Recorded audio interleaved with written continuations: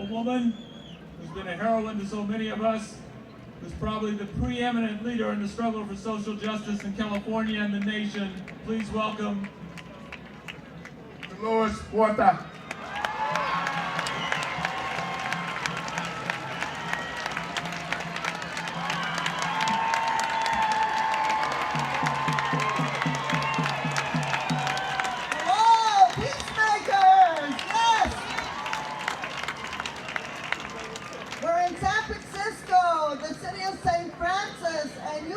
Truly become his instruments of peace today. So thank you very much. And you know what? We've heard a lot of talk about patriotism. We've heard a lot of talk about democracy. Well, today we are showing what democracy and patriotism are today by this march. Thank you. In addition to the wars that our country has had against so many other countries, defenseless countries, we know that we have also had economic sanctions.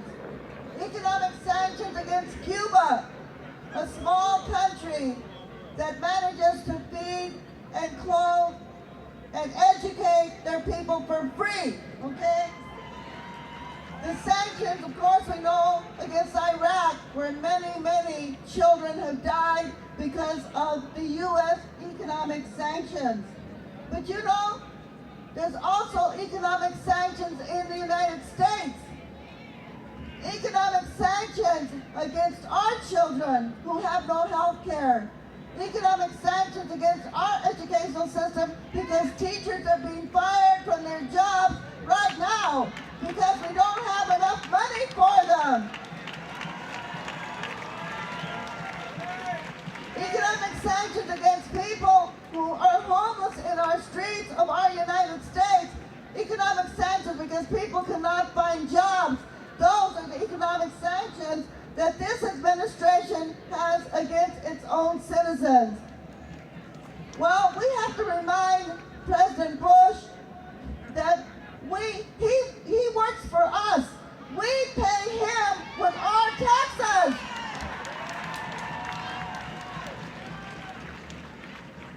I don't think that we ever gave him permission to use our tax money to fight a war against Iraq, have we?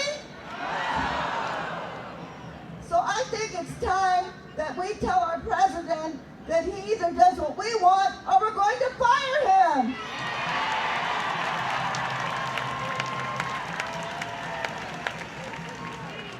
And what about those people that he works for? You know, we haven't talked too much about those greedy corporations, those oil companies, right?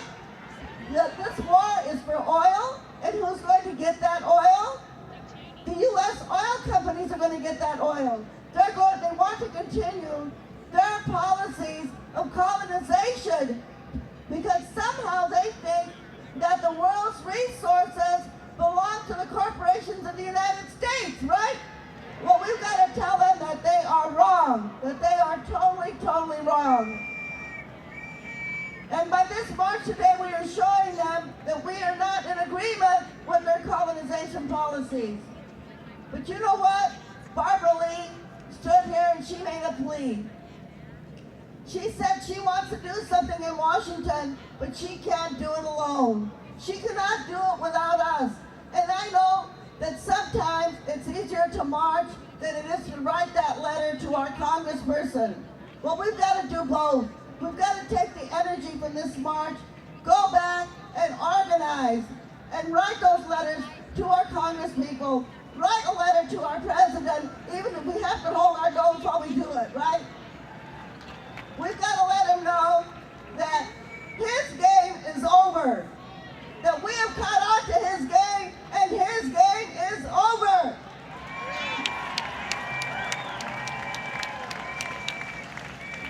While millions of people have marched, I want to tell you about some other people that are also fighting against this war. In Washington, D.C., a group of women have been fasting now for months with cold pink. They have been fasting in front of the Capitol, in front of the White House. So we have to remember those women. We also want to talk about the women who are bearing witness for peace. They are taking it off for peace, right? And I want to talk about a couple of priests that are in prison because they protested at the School of the Americas in Fort Benning, Georgia. Father Louis Vitale, who just got out of prison. Father Bill O'Donnell, who is still in prison down here in Atwater, California, who got a 6-month prison sentence for protesting against that School of the Americas where the terrorists are trained. Well, we're here today. We've got to keep on working. I want you to join me in some vivas, okay? We're going to say a viva, long live peace. Please, I'll say it first and you shout after me. And I want to teach you another word, abajo. Can you say that? Abajo. That means down, the things we're going to get rid of. And then we're going to say we can continue working and continue marching for peace. And I want to remind you that Cesar Chavez's anniversary of his death is coming up on March the 31st. That was his birthday.